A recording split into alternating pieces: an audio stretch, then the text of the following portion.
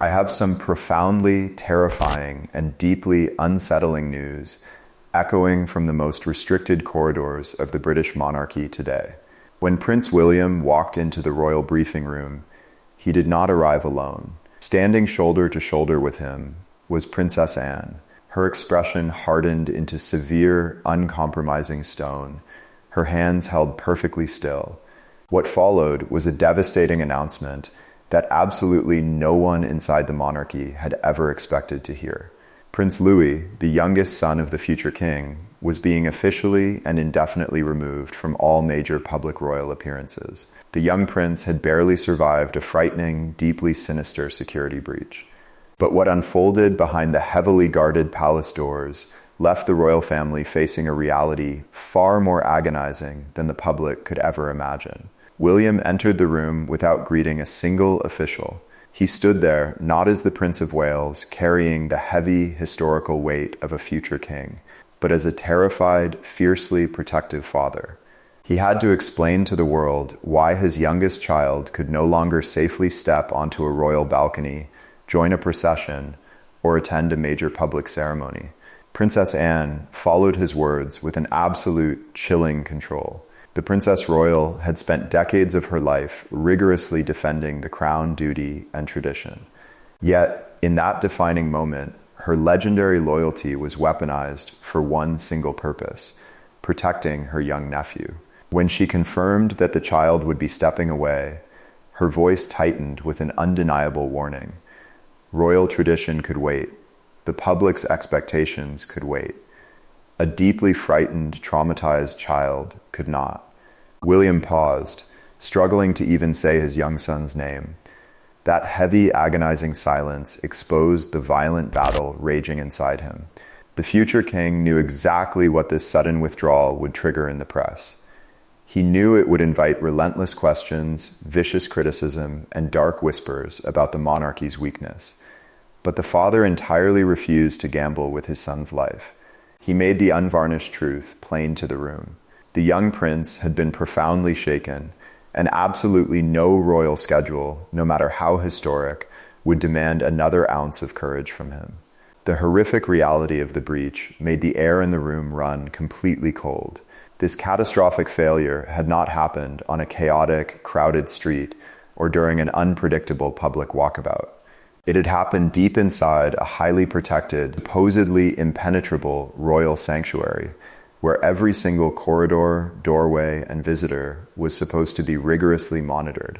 A restricted internal entrance had been deliberately opened without authorization, allowing an unknown, unauthorized individual to come terrifyingly close to Prince Louis. Princess Anne watched the palace officials absorb that chilling detail, and she absolutely refused to soften the blow. Someone inside the palace had spectacularly failed.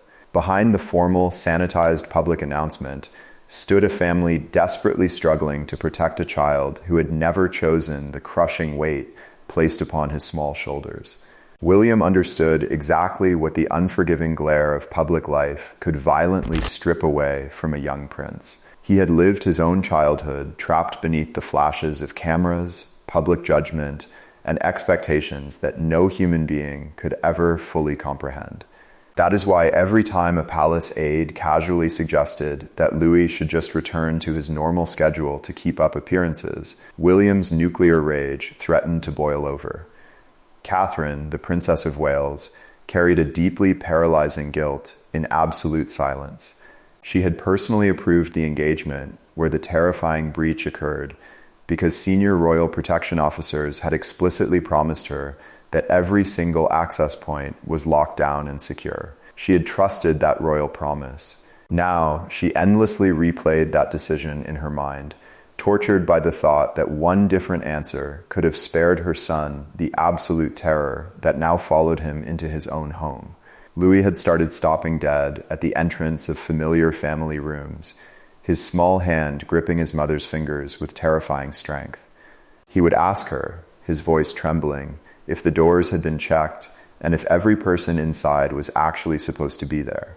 Catherine would kneel beside her frightened boy, promising him he was safe, before quickly turning her face away so he would not see her breaking down in tears. But the true terrifying magnitude of this betrayal was yet to be discovered. Princess Anne's suspicion deepened after a highly tense, recorded private conversation with the lead royal security officer. During that brutal exchange, she discovered that Louis had actually described one specific, chilling detail about the intruder immediately after the incident. The traumatized child distinctly remembered a specific phrase spoken directly to him. Yet, that explosive detail had been deliberately and suspiciously scrubbed from the official incident summary. When Anne demanded the original unedited notes, the officer hesitated. That single moment of hesitation changed the course of royal history. Someone inside the palace had actively decided that the young prince's memory was an inconvenience that did not belong in the final report. The roots of this catastrophic breach stretched back several weeks to a royal ceremony at Windsor that everyone had dismissed as entirely uneventful. Following a service at St. George's Chapel, Louis had become briefly separated from Catherine when palace staff clumsily redirected the family through a different set of corridors. The princess believed her son was just a few steps behind her. Instead, the young royal found himself isolated and facing a strange man wearing an official staff badge. The stranger crouched down, looked directly into the child's eyes, and casually used a highly private, closely guarded family nickname.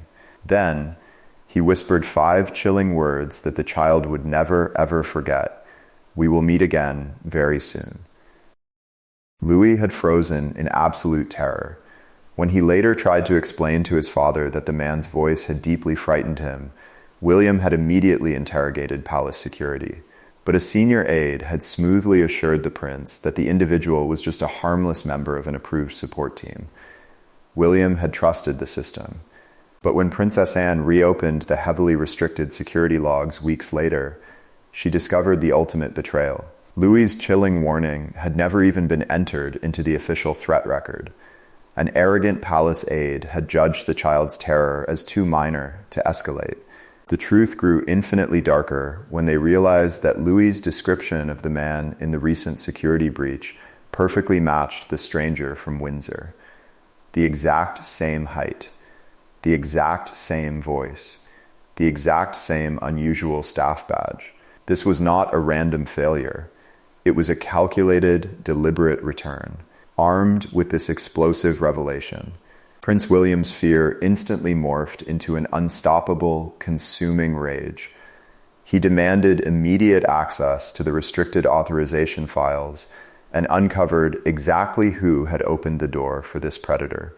William marched into the confrontation room not as a polished future king, but as a father whose ultimate boundary had been violently crossed.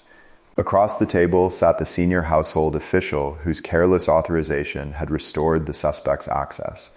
No aides were permitted inside. There were no rehearsed PR statements to soften the impending destruction.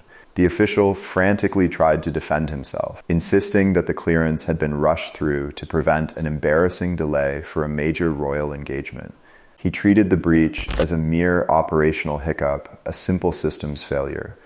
William violently pushed his chair back, stood towering over the table, and delivered a sentence that shattered the room. "My son is not a system."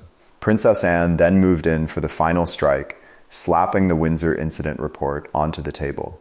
She exposed the ultimate damning truth. A department deeply obsessed with royal appearances had deliberately suppressed the child's initial warning because launching a security review would have delayed their precious ceremony. King Charles was immediately presented with the chilling dossier. The old guard of the palace desperately wanted Louis to simply smile through his trauma, fearing that pulling him from the public eye would signal weakness and damage the monarchy's invincible brand. But William and Catherine absolutely refused to sacrifice their son's mental health on the altar of royal duty.